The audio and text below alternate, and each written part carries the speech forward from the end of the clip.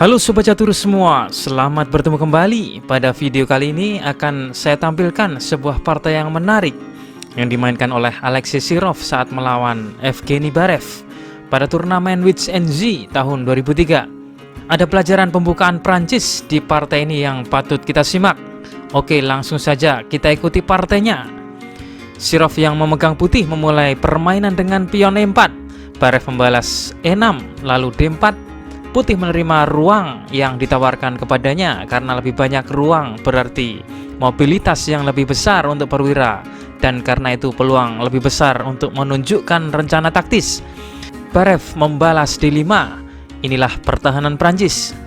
Kelemahan utama pertahanan Prancis untuk hitam adalah gajahnya di C8 yang tidak terlalu baik menemukan jalannya karena diblokir oleh pion di E6.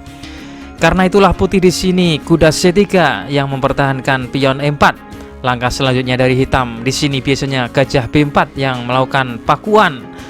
Namun pendekatan seperti itu akan melibatkan sisi sayap raja hitam dan tidak sesuai dengan selera Barev. Dia milih mengembangkan kuda ke F6, menambah kembali tekanan ke pion putih. Karena itulah pion E didorong sehingga balik menyerang kuda. Sirov mempertahankan keunggulan ruangnya. Kuda F ke D7, dan ini memang petak pelarian terbaik selama ini untuk kudanya karena kuda tetap berperan di tengah, tetap memberikan tekanan di pusat papan.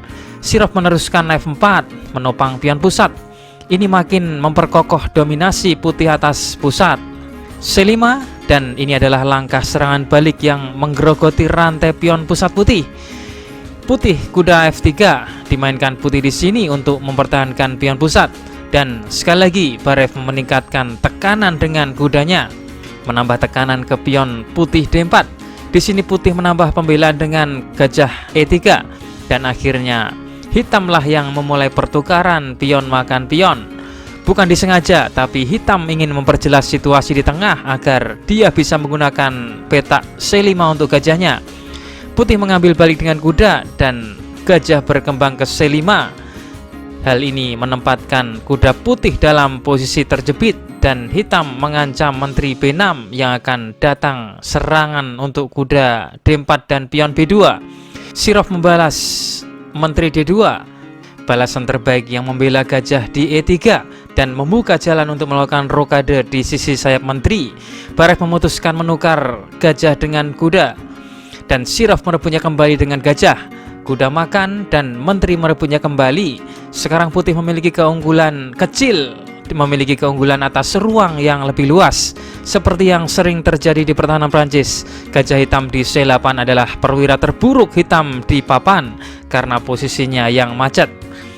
Menteri B6. Barev dengan cepat menawarkan pertukaran menteri sambil mengancam pion putih B2 untuk mengurangi dominasi putih di atas pusat papan. Tapi tentu saja Sirov tidak mau. Dia ingin tetap mempertahankan ketegangan dengan menteri mundur ke D2. Putih membiarkan pion B2 dan segera hitam menangkapnya dengan menteri. Benteng B1 memaksa menteri menyingkir ke A3. Lalu kuda B5, menteri hitam menyelesaikan pestanya di sisi sayap menteri. Sekarang putih berkomitmen untuk memenangkan pertandingan melalui serangan karena dalam jangka panjang pion yang dioper oleh hitam akan menjadi penentu. Menteri makan pion A2 dan kuda melakukan skak. Apabila di sini kuda ke C7 melakukan skak, maka setelah raja D8, posisi kuda dan benteng putih sama-sama dalam keadaan terancam. Oke, kita kembali setelah kuda ke D6 yang melakukan skak, raja ke F8, dan sekarang hilang sudah kesempatan raja hitam untuk melakukan rokade. Benteng D1 tampaknya aneh untuk memindahkan benteng dari file semi terbuka B, tetapi Sirov bermaksud melakukan rokade dan kemudian menyerang melalui file F dengan F4 ke F5. Hitam menteri B2 kali ini mengancam kuda makan pion E5. Setelah pion mengambil, menteri hitam akan mengambilnya yang melakukan skak dan kemudian mendapatkan kuda kembali. Karena itulah gajah E2 di sini dimainkan. Menteri B6, menteri kembali ke B6 untuk menghalangi harmonisasi serangan putih. Kali ini menguasai diagonal ini bermaksud mencegah putih melakukan rokade. Sirov C4, dibalas D4. Apabila di sini hitam menerima pertukaran, maka kuda makan gajah. Setelah benteng makan, maka menteri makan kuda, yang memenangkan putih 1 perwira. Oke, kita kembali. Setelah pion D4, putih gajah F3. Ini memanfaatkan diagonal yang terbuka karena majunya pion hitam. Dibalas A5. Setelah gagal dalam upayanya menghentikan serangan putih, Barev hanya bisa menaruh kepercayaannya pada pion untuk melakukan promosi. Sayangnya dia butuh waktu lama sebelum pion itu promosi. Rokade, akhirnya putih telah mencapai tujuannya. Rajanya meninggalkan bahaya di tengah dan benteng DF sekarang siap untuk bergabung dalam serangan. Perwira hitam terlalu tidak terkoordinasi untuk memberikan banyak perlawanan. Tidak ada benteng yang memainkan peran berguna dan gajah di C8 diblokir oleh kuda. Oleh karena itu, tidak ada kekhawatiran jika kombinasi pengorbanan yang segera menjadi mungkin dilakukan oleh putih. D3 discover skak, raja ke H1 dan menteri ke D4. Menteri mengambil pos tengah yang bagus, di mana dia membantu menjaga file D yang diblokir dan dengan optimis menjaga petak A1 untuk membantu petak promosi pionnya. Tentu saja di sini putih tidak tinggal diam. Dia segera melakukan langkah gangguan kuda B5 yang menyerang menteri. Balasan yang tidak terduga dan sangat kuat. Hal ini sulit untuk diramalkan karena sang kuda sudah terlihat berada pada titik optimalnya di D6 dan sangat sulit untuk melihat gerakan mundur yang dilakukan kuda. Jika sekarang menteri makan pion C4, maka ini akan membuka file C dan akan menguntungkan putih membangun serangan dengan benteng melalui file C. Di sini hitam menteri ke C5, kemudian menteri makan pion D3. Sekarang blokade di tengah telah runtuh. Mari kita bandingkan kekuatan putih dan hitam. Satu benteng putih mengendalikan satu-satunya file yang terbuka, file D, dan benteng lainnya dan siap untuk mendukung serangan dengan F4 ke F5. Benteng hitam masih tertidur di sudut papan. Kuda putih sangat dinamis dan akan memasuki kembali petak D6 yang strategis. Gajah hitam terlihat sangat pasif, berbeda dengan gajah putih yang menempati diagonal strategis. Raja putih sangat aman, sedangkan raja hitam yang malah menutupi jalan keluarnya benteng.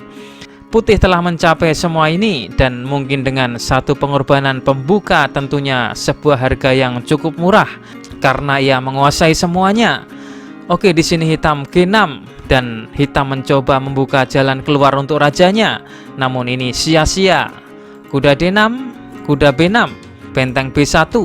Langkah cerdik dan tidak terburu-buru memenangkan pion dengan kuda makan pion. Langkah benteng ini menjadikan putih berencana memukul mundur melalui petak B5. Setelah menteri sendiri dapat menguasai petak D4, raja G7 dan benteng ke B5 memaksa menteri mundur ke C7. Baru kemudian menteri putih menguasai petak D4. Seketika menyerang kuda 2 kali dan kali ini memaksa kuda untuk bergerak mundur kembali. Tampak tidak ada kemajuan dalam langkah-langkah hitam. Semua perwira terpaksa dipukul mundur dan tibalah Sirov melakukan pendobrakan yang mengubah jalan cerita. Ia memainkan F5 yang membuka jalan untuk menyelesaikan permainan. Itu hanya bisa dilakukan dengan pengorbanan untuk menembus penghalang pertahanan di sekitar raja hitam. Dibalas pion G makan dan pengorbanan kuda yang berani. Boom, skak. Dan sekarang kita baru tahu mengapa menteri menginginkan di petak D4, karena ia tahu bahwa suatu saat raja akan lari pada diagonal yang sama dengan menteri, dan ini memang terjadi sekarang. Menteri dapat saja melakukan ancaman discover skak setelah pion ini mengambil. Setelah hitam pion makan kuda E6 discover skak, kuda ke E5 yang menutup, lalu benteng mengambil dan sekarang mengancam benteng ke C5 untuk memenangkan menteri. F6 yang memblokir diagonal, satu-satunya cara untuk bertarung, tetapi itu adalah harapan yang tertidur melawan maestro catur taktis seperti Sirov. Benteng kembali makan dan benteng ke F8 yang melindungi pion F6. Pada akhirnya benteng hitam memberikan kontribusi pada permainan, namun sudah terlambat. Gajah D5, putih mempertahankan pion E6 yang membuat gajah hitam malang itu tetap terkubur di C8 dan membuka serangan benteng di F1 melawan F6. Menteri E7, benteng H5, petak F6 dipertahankan 3 kali oleh hitam. Oleh karena itu putih menggunakan mobilitasnya yang lebih besar untuk fokus pada target yang lebih lembut, pion H7, di mana gajah juga dapat digunakan turut serta. Raja H8, gajah E4, kali ini bersama benteng menyerang pion H7 dan bahkan perwira lain hitam tidak mampu lagi melindunginya. Baref melanjutkan gajah makan pion. Ini memang awal pengembangan gajah hitam, tapi sudah terlambat karena permainan akan segera berakhir. Benteng makan pion H7, menteri mengambil, gajah makan, raja makan, dan menteri ke-4. Skak sambil serangan ganda ke gajah. Di posisi ini Baref menyerah karena akan kehilangan satu perwira. Putih merayakan keuntungan materi yang luar biasa. Inisiatif penanganan yang baik oleh Shirov, di mana dia menggunakan seluruh papan untuk memaksimalkan manuvernya untuk menuju kemenangan. Jawaban asal otak video kemarin, benteng E7. Apabila menteri makan menteri, maka benteng makan benteng, raja ke H8 dan benteng skak, raja G8 dan benteng melakukan skakmat. Atau jika benteng makan benteng, maka menteri mengambil melakukan skak, raja ke H7, maka benteng makan menteri, benteng mengambil, maka putih tetap menang material. Oke, kita masuk ke sesi asa otak. Temukan langkah terbaik dari putih untuk memenangkan permainan. Jawaban asa otak ini akan kami tampilkan di video selanjutnya. Selamat menganalisa.